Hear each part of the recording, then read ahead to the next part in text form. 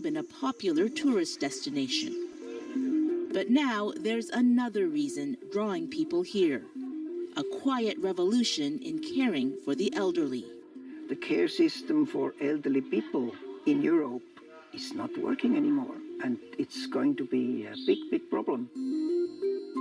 In the West, horror stories of abuse and neglect in care homes, not to mention rising costs, are driving families to look for alternatives, forcing many to make difficult decisions.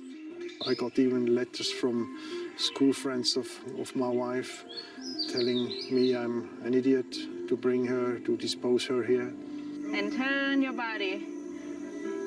101 East follows those who send their loved ones across the world for their final years.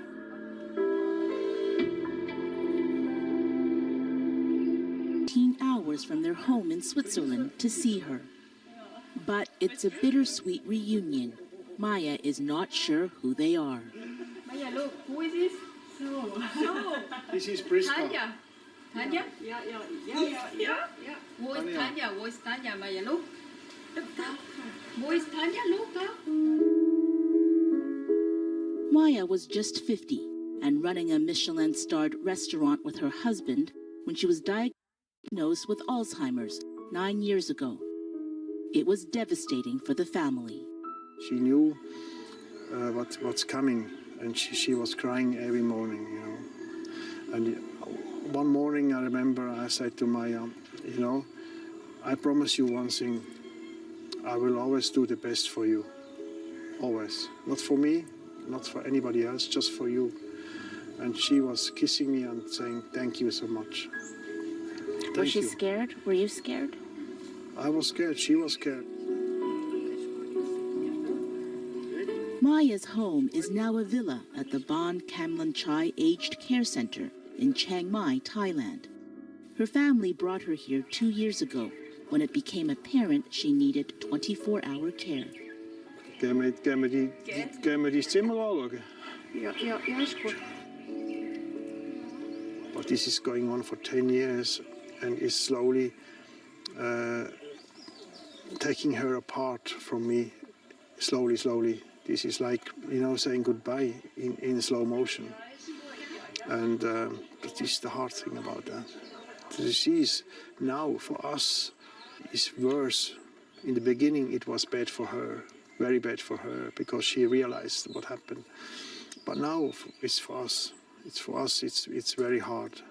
Ja, daheim. Ja, heiß, aber ja, heiß. Nicht nur mal heiß. Aber ja, ist gut wie den Drucker. Ja, das habe ich gehabt. Hast du auch? Walter says bringing Maya here was the best option for her. But back in Switzerland, not everyone agrees. Yeah, well, I got even letters from school friends of my wife telling me I'm an idiot to bring her, to dispose her here. To dispose her? Yeah. Well, it's not nice, but these people don't know anything. They have never even looked for half an hour in the internet what really happened with Alzheimer patients. And of course, lots of people talk, and he brings her to Thailand, yeah, you know, get rid of her, or whatever. The main reason was, where is the best place for Maya? And we all agreed, this place here, we couldn't find anything better. So I think she deserves to be in the best place in the world.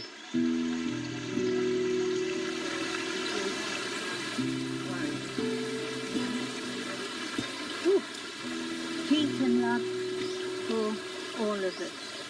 Mary Inman is also a long way from home. Yeah, you came from? Me? Yeah. I come from... Wait a minute. From England or from America? America? Oh, I've been in India, America. Yeah. But there's another word in America. There's... I have to say, you know, I'd rather go sit down now. It's just too hot. Unsure of where she is and unable to remember where she's been, Mary is also destined to live out her days in northern Thailand, cared for 24 hours a day, 7 days a week. Today, she's visiting a local butterfly park. It's beautiful, but then there's nothing you can do, is there? Oh, I know, I've got to get out of here. I want to go home. Mary suffers from dementia. Her family brought her here from the UK almost 3 years ago. We were worried about the gas fire. We had to give keys to all the neighbours in case she got locked out of the house, which happened a few times. Did she? Yeah, she got locked out. She'd go out in the evenings, with, in a nightie a couple of times, and luckily the neighbours found her and brought her back into the house. Give the money away. If you've got Her son, Michael, and daughter-in-law, Emily, looked at care homes in the UK. We did take her to a care home in Surrey to have a look. It was an extremely nice, high-end facility, but it was a facility. It was like a hospital ward. The rooms were very, very nice, but they were small, and there was hospital beds. And, hospital beds, yeah. And people you've got the hospital signs up, the exit signs. You have that feel and the smell of detergent and... You're an institution. And a couple of guests asked us if we could help them leave. They feared Mary wouldn't survive in such a sterile environment. Then they heard about a care resort in Thailand. What was Mary's reaction when you brought up the subject of perhaps going to Thailand? And of course, as soon as we mentioned it to her, her face, and we showed her the pictures and the resort, and she it's interesting. She was excited. Mary might now be far away, but Michael makes sure she's not forgotten. So this is the picture of the day that Granny arrived in England from the Middle East on the boat. Born in Palestine, the daughter of a British soldier, Mary later met and married an army officer herself. She lived all over the world: Cyprus, Malaya, Singapore, Hong Kong. So she really had this international upbringing. She did. Yeah, I think that helped shape her. She needed to be someone that could go into a new school, into a new community, and sort of integrate very quickly. She's used to living in different parts of the world. Today, I'm visiting Mary at her new home, Care Resort Chiang Mai.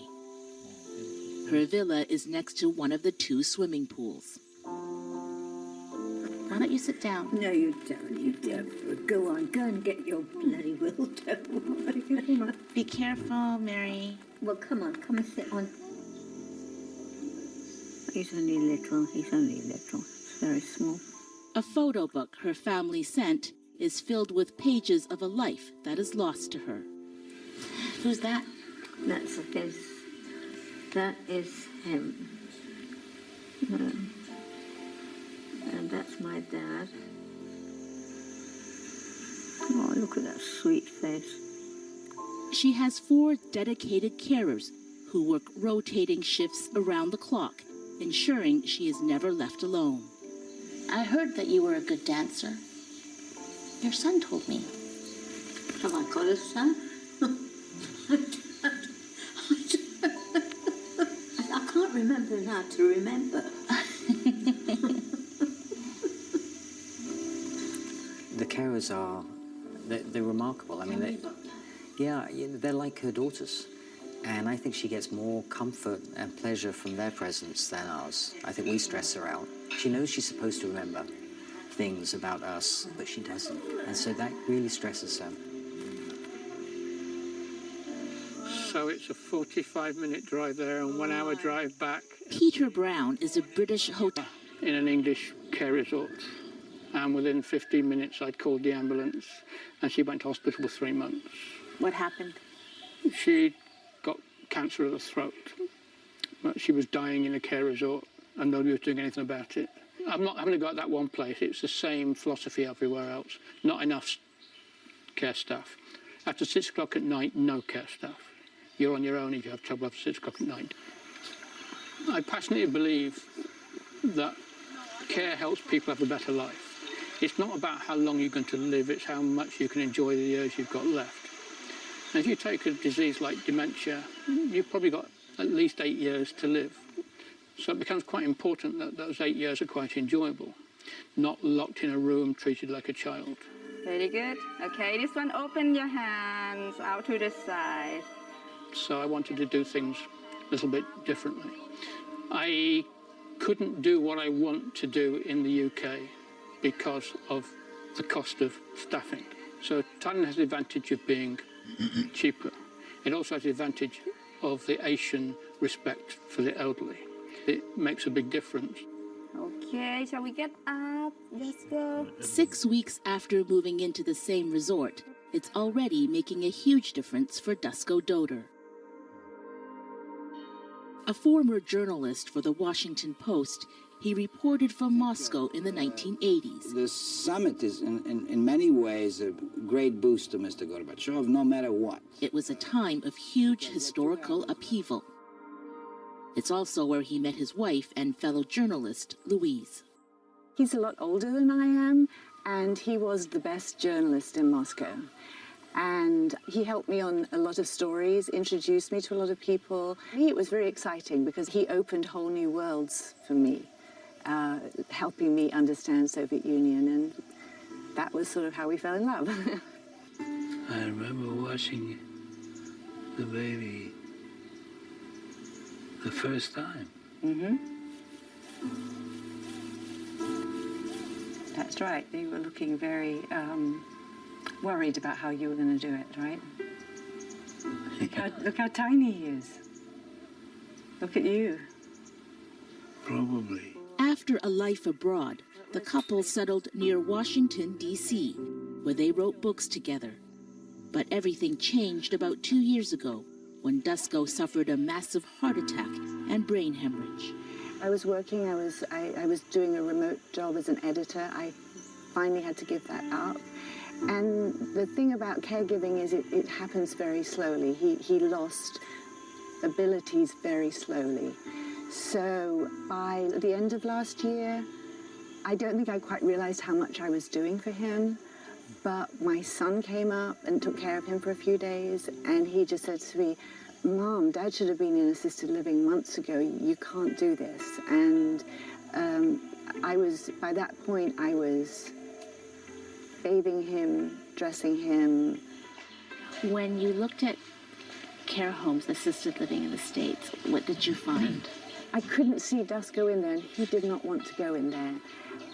He would not want to be sitting in a sitting room with other people staring at a television screen, which a lot of people do, and not, simply because they don't, they're not able to do anything else.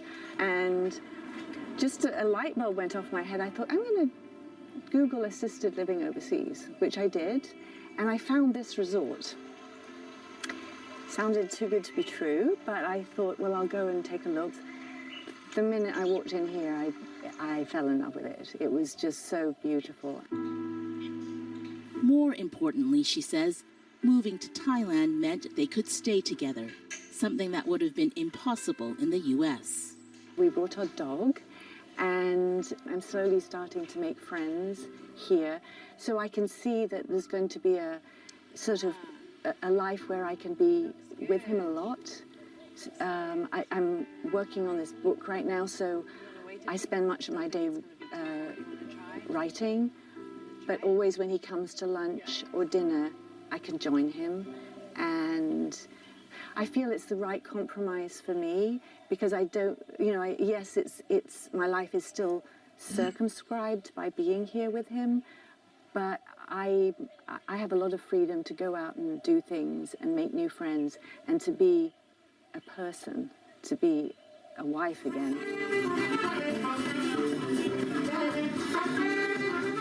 Haley, good to see you.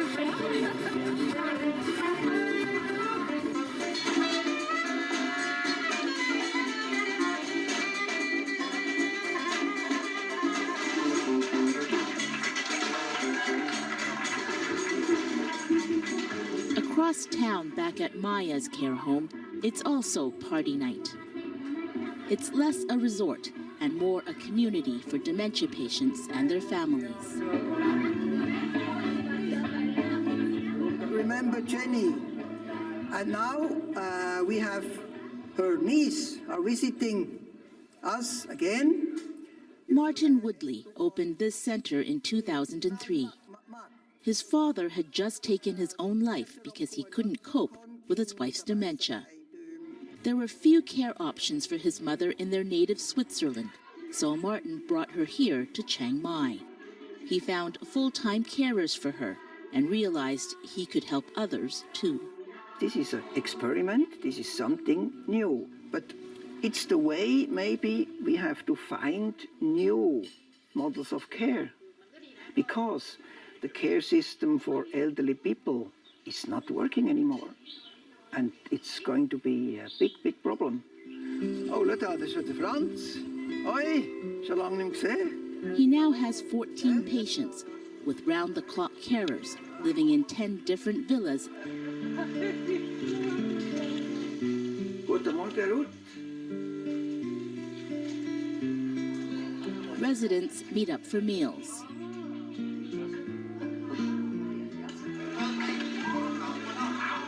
And outings are arranged for those who are able to go. Today, they are visiting an elephant park. You see? Elephant. Yeah, okay. Maya, look. Tell me about the caregivers that you've brought in here. They are empathic to people with dementia disease. They love them, they respect them. And I mean, this is this wonderful thing in Thailand, is the way they approach, they go closer to elderly people, but still with respect. Respect is something Eileen Chubb says is often missing in nursing homes in the West. The former care worker in the UK now runs a non-profit that investigates abuse in homes across the country. I don't blame people, like I say, for looking abroad. I don't blame them. But I do think it's a damning indictment on this country's care system. Is this a private home? They're private home, yeah. And it's a big company with big profits. For decades, her hidden camera has captured countless cases of unsanitary conditions and abuse in both public and private care homes in the UK. People were left with bed sores to the bone, so when you walked onto the unit, you could smell dead flesh. People were screaming in agony, people were pushed over, hit, spat out. They had their wedding rings stolen. We had one case where a lady had maggots in a wound, maggots. You know, people just being ignored, people just sitting sobbing and crying in a corner. But the family didn't see that. Thailand may provide better care options than these UK homes, but Eileen still has reservations. The number one qualification to be a carer, you have to have communication.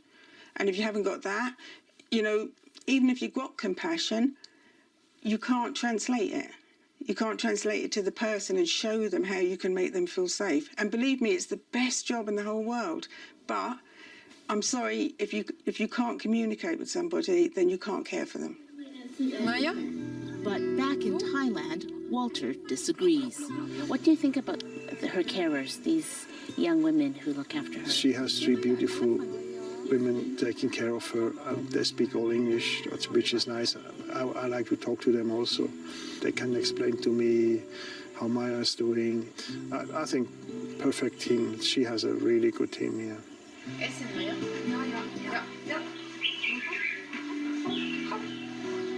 One of Maya's full-time carers is Lar Yodkum. เหมือนเพราะว่าเราอยู่กับเขาตลอดเราแทบจะเหมือนกับเขาเป็นส่วนหนึ่งของครอบครัวแล้วค่ะบางทีเวลาเราไปไหนมาไหนเราก็ยังถามทุกสุขของเขาว่าเขาสบายดีไหม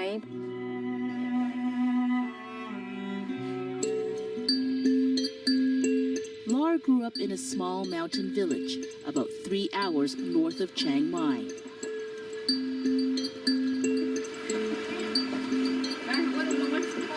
She makes the trip back here to see her own parents once or twice a year.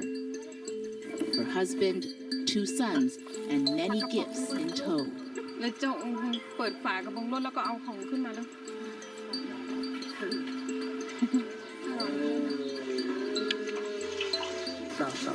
mẹ là ngọc tính gọt mà phải là vậy nào cũng cả mẹ bỏ được bỏ càng cái càng cái nhạc mà cái thì cái tên nó giờ nhạc nó nọc được phương mà không khám ลาเกิดที่นี่นะคะเกิดที่บ้านนอเลค่ะอยู่กับครอบครัวที่นี่ค่ะแล้วก็การเลี้ยงดูของพ่อแม่ก็เป็นแบบบ้านๆนะคะก็ไม่ได้มีอะไรพิเศษไม่ได้ฝากที่โรงเรียนพ่อแม่เลี้ยงดูเองค่ะโอเค Laura's parents are still fit and healthy and living on their own, but she's already thinking about the future. ถ้าวันใดวันหนึ่งพ่อแม่ไม่สามารถดูแลตัวเองได้ลาก็จะให้พ่อกับแม่อยู่ที่เชียงใหม่ด้วยแต่ว่าถามว่าลาจะแบ่งเวลากับพ่อแม่ยังไงถึงเวลานั้นลาคิดว่าเราก็ต้องมีการดูแลวางแผนอีกอย่างหนึ่งก็ได้ค่ะอาจจะเป็นแล้วก็ที่ทำงานของลาก็ไม่ได้ไปตลอด24ชั่วโมงเราก็มีเวลากลับบ้านดูแลเขาแต่ก็ไม่เคยคิดที่จะเอาไปไว้ที่บ้านพักคนชราหรือที่อื่นค่ะมองไปหนักหลงเนี่ยหลงน้องไม่มองไปทั้งมุมด้วยผมว่าสลังสักปีปันวันก็เต้งก็นับเลย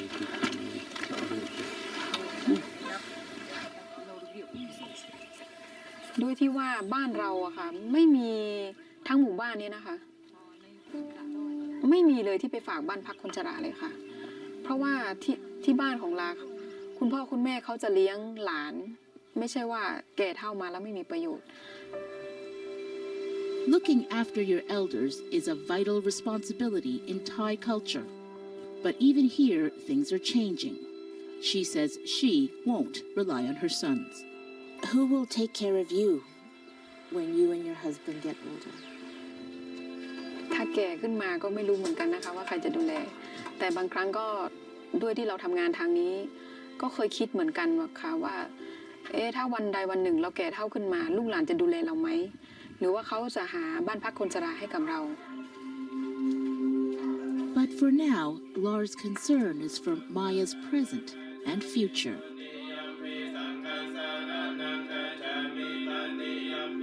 At a memorial back in Chiang Mai, she joins other guests and carers to mourn residents she knew and cared for who have passed away. สำหรับยายมายาถ้าถามว่าวันใดวันหนึ่งที่เขาต้องจากเราไปเรารู้สึกยังไงก็ทำใจลำบากนะคะเพราะว่าก็ผูกพันระดับหนึ่งเหมือนบางทีเราเคยเล่นเคยอยู่กับเขายังไงมายาอายุน้อยที่สุดในบริษัทนะคะลาถามบางทีก็รู้สึกเศร้าแทนเขาที่เขาอายุยังน้อยแล้วก็มีครอบครัวมีลูกสาวอีก3 คนทั้งที่ลูกสาวยังต้องการแม่อยู่แต่แม่ไม่สามารถที่จะให้คำปรึกษาอะไรกับลูกเลย So Kate, this was where Granny lived. It's beautiful, isn't it? The beautiful old house. Imagine so much character, so much history. Can you imagine moving here when she was 8 years old? It's way too cold. Every family that sends a loved one to a care home has already grieved the loss, long before the decision is made. I think so many people are struggling with this. So we're certainly not the first and certainly not the last that are trying to figure this out. It's a personal journey that you have to go through, and you have to think through what's right for the individual, and this was right for Mum. I'm tired. You're tired, but you're pretty happy here, huh? Yeah. Is that hard to come to terms with the fact that he's probably not going to leave? That this is. No, we've discussed it, and he wouldn't want to go back. So this is it, and he's happy. He's happy about that. Mm-hmm. Yeah. He's comfortable. Yes.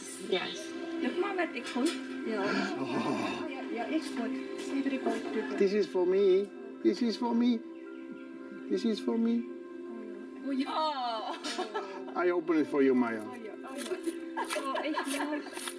Because you don't like ice cream, so I eat, okay? And I will always take care of Maya, whatever happens. This is for me. This is normal. She would do the same thing for me. And she's an unbelievable person, and you should have met her 20 years ago. She was really, the best person I've ever met. Ice cream, huh? So beautiful. No, heute. Was machen wir heute, Maya? Ja. Wollen wir ein bisschen laufen? Wollen wir ein bisschen laufen? Ja, könnten wir. Woher? Som du säger. lovely to see this kind of initiative taking place in different parts of the world. Some things are notable that I understood from this video. That is about the environment. He said the Thailand people, they have utmost respect for their elderly, and they approach everything regarding the elderly with respect and dignity. That's very fundamental. And he also, in the days back, when I was young back in Africa, it used to be the same. But a lot have changed, because of industrialization, and it used to be that the elderly ones will stay at home, and the children will send the grandchildren to live with the parents. And the elderly ones always had, the young ones, the grandchildren, the great-grandchildren surrounding them. But I've noticed in the last couple of decades that even an elderly couple have up to 5, 6, 7 children. None of those 7 children want to send their own children to live with their parents. So things have changed. And these elderly people end up, living alone by themselves, and with all the difficulties, and sometimes the children manage to give them house help and all that, but the experience has been, very terrible. So it bothers me a lot. What will be the next stage? Where are we heading? Because even this initiative about, sending loved ones abroad, far away from home, they are, as much as they are good and lovely, we also have reservations about that, because, living far away from home is, as some of the videos we just watched, the husband took him and the daughter a year to go back and see his wife. That's too much. The longer they stay with dementia, normally they need to be surrounded by their loved ones, the old things that they grow up with, things that are used to. But one of the reservations of sending them far away from home is that you may not have access to go there as often as possible, and then be surrounded by strangers. So that's also a reservation. As beautiful as the environment would be, but what was the alternative?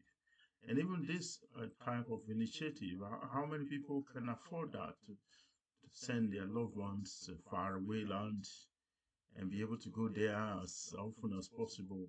Everything is a costly venture. So the hope is that as time goes on, we'll begin to have, better options, better alternatives. If possible, this kind of initiative of creating a better environment for them, like look like a hotel resort or holiday home, will be brought home closer to them. It will be cheaper, much affordable, and it will be easier for the families to go there. But it's still a dream. But dreams do come true. So we'll look forward to a day where this kind of facilities will be made available here in the West, in the UK, in America, in Canada, in Australia, in Switzerland. And the costs, the staffing as well, because that's one of the things that the owners of these facilities and the families that send their loved ones there are able to benefit. The cost effectiveness is much cheaper, and the environment is lovely, and they're able to get more staffing to look after them. So what are we looking forward to? What are the things to come? No one knows. But we only hope for the best. And the ultimate wish and hope will be that a solution, a cure, permanent cure, will be found for dementia or related type of dementia. A cure will be found. That will be the final wish and hope that every one of us will be looking forward to. ideas like this, that we will learn one or two things on how better way to look after our loved ones with love, respect, and dignity. Thank you for watching. This is Golden Years Care Channel. See you in our next video. Bye for now.